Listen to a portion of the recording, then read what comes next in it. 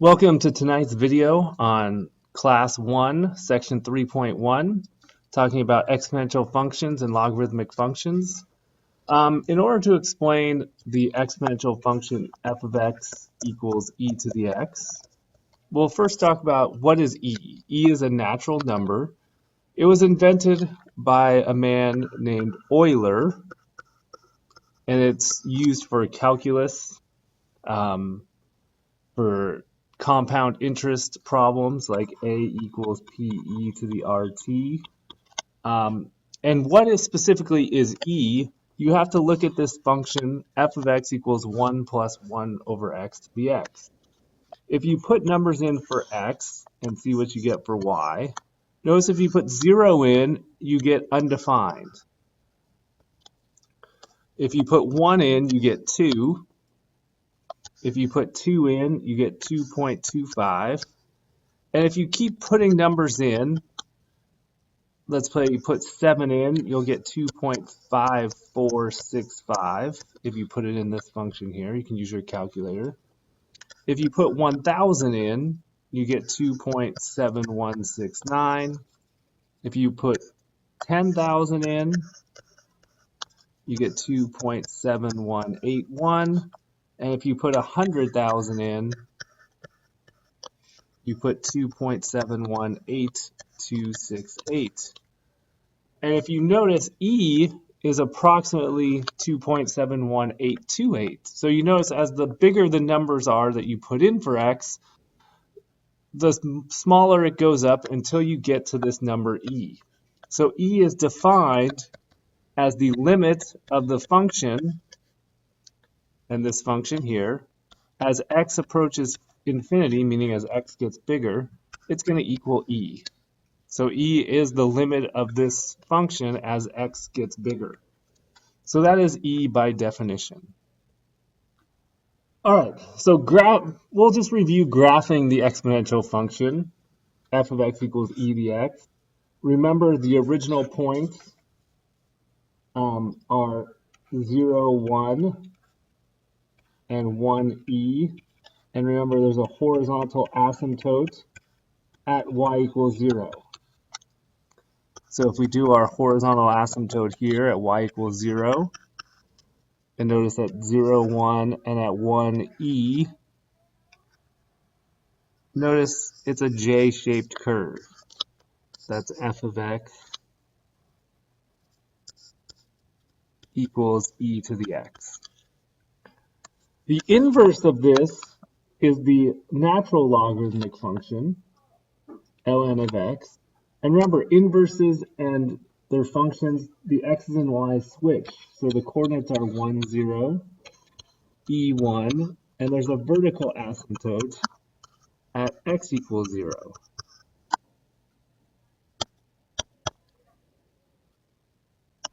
So if you draw this, here's 1, 0, here's e1, here's your vertical asymptote at x equals 0.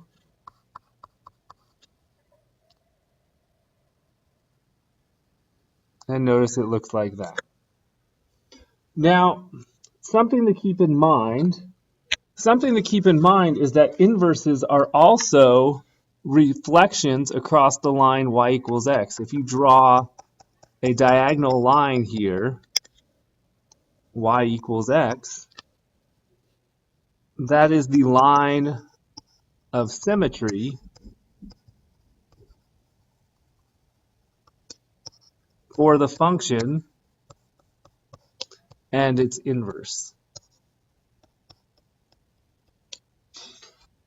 These other two questions, what is f of 5? Well, f of 5 is equal to e to the 5th, which if you put it in your calculator is approximately 148.41. And f inverse of 148.41, well, remember, this coordinate here is 5 and 148.41. If we're talking about the inverse, the x's and y's switch, so the inverse of 148.41 is 5. The relevant information for e to the x, the domain is all real numbers. The range is greater than 0. There is no vertical asymptote. The horizontal asymptote is y equals 0. And this can all be, if you look at the graph we just did, the e to the x graph, not the logarithmic graph, you'll find this. There's no x-intercept. The y-intercept is at 0, 1. It's continuous throughout, so all real numbers. It's increasing throughout. The extrema, there is none. It's bounded below by y equals 0. It's not bounded above.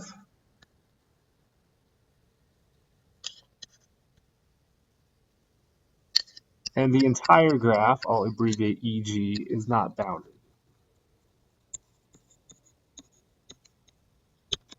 Symmetry, there is none. The limits, there are two limits. There's no vertical asymptote. So the limit of the function as x approaches negative infinity, and you can find the limit of the function as x approaches positive infinity. Well, as it approaches negative infinity, notice negative infinity is to the left. If you go back and look at the graph, it approaches 0. As it approaches positive infinity to the right, it's going up forever, so it's approaching infinity, or it's going towards infinity.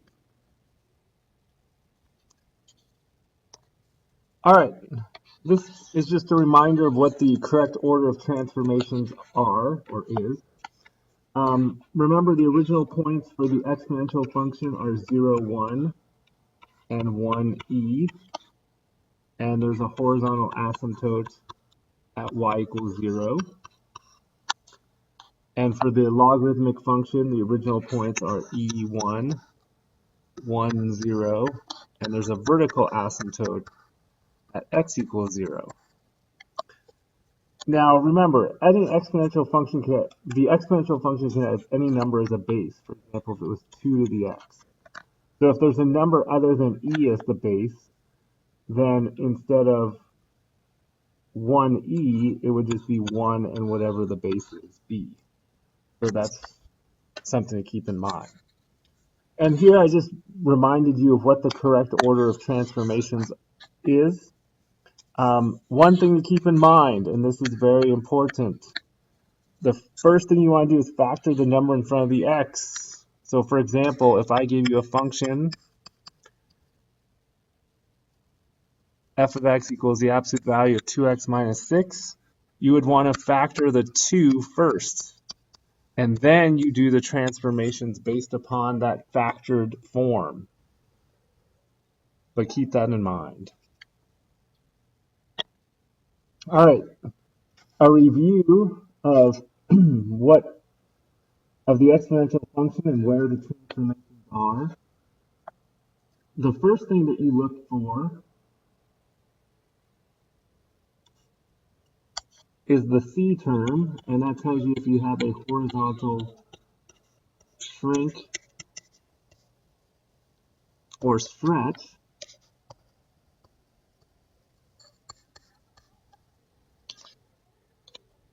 And remember, it's the reciprocal of the C term. The second thing you're going to look at is that negative sign will tell you if you have a reflection or not. If there's a negative sign, you have a reflection over the y-axis.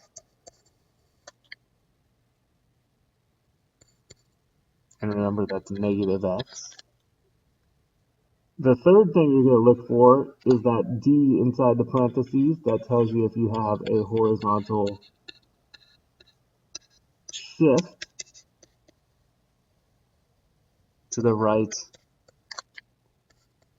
or left by negative D. Just remember, if it's minus, it's to the right. If it's plus, it's to the left. The A tells you if you have a vertical stretch slash shrink by a factor of A. The negative sign Tells you if you have a reflection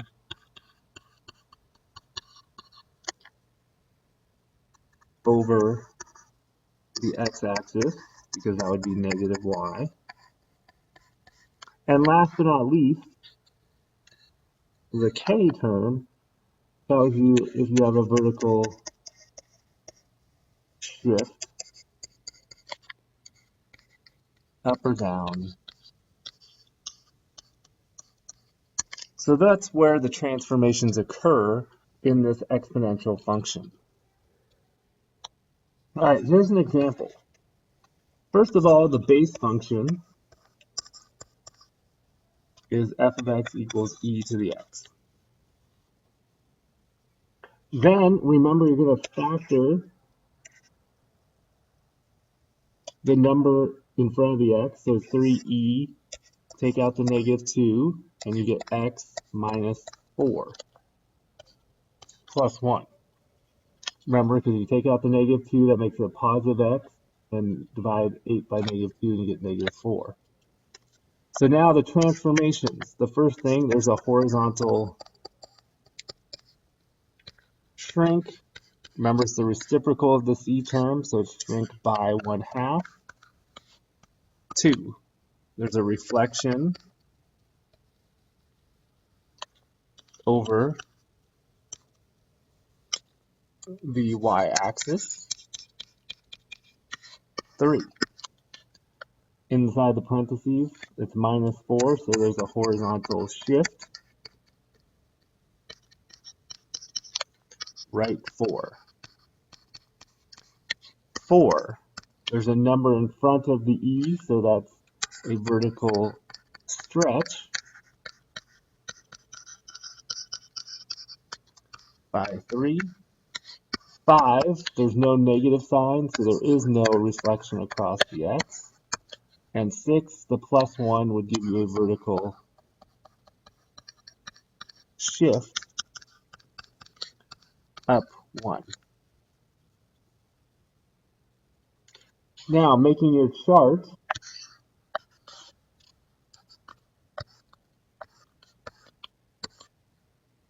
there's its 1/2 x, negative x, and x plus 4, and then 3y and y plus 1.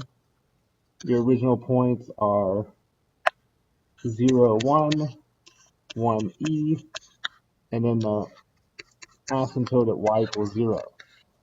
1/2 of 0 is still 0, negative 0 is still 0, 4 plus 0 is 4, and then 4 times 1 is 3, 3 times 1 is 3, plus 1 is 4, so that's your new point of 4, 4.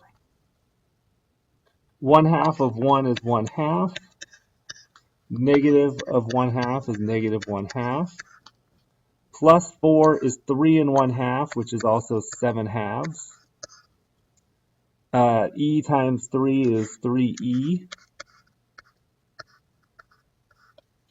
and e plus 3e plus 1, we'll just put as 3e plus 1. Now, if you put this in your calculator, 3e plus 1 is approximately 9.2. So that'll help you to graph it. For the 0, there's an x here, so that doesn't affect it. Negative doesn't affect it on the x. That doesn't affect it. 3 times 0 is still 0. Plus 1 gives you y equals 1. So the horizontal asymptote is here, 0.44, and 0.7/2 9.2.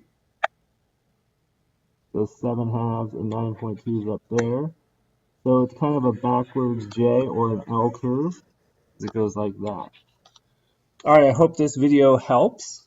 And if you have any further questions, please feel free to ask during class, and have a good evening.